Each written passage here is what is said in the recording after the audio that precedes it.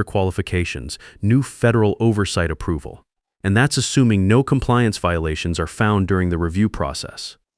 Carl asked the question I'd been expecting. What would it take to fix this quickly? You'd need me to come back and execute a proper transition. But even then, the damage to vendor relationships and client confidence would take years to repair. Austin finally spoke up. This is all being blown out of proportion. We can hire consultants to handle the paperwork. Linda slid a folder across the table. These are the estimates from 4 different compliance consulting firms.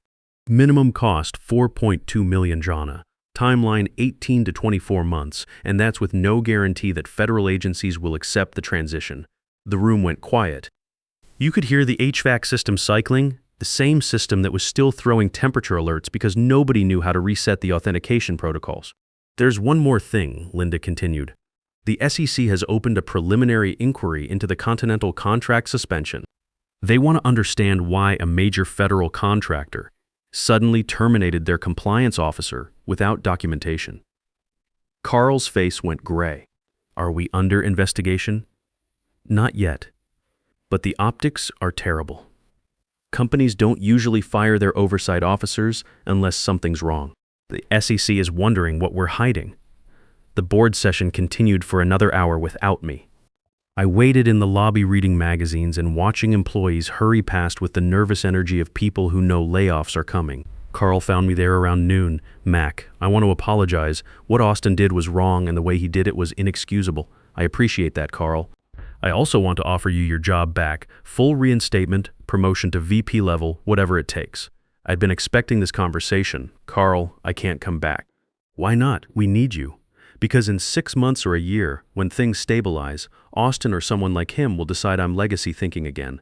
I can't build my retirement around someone else's definition of my value. Carl nodded slowly.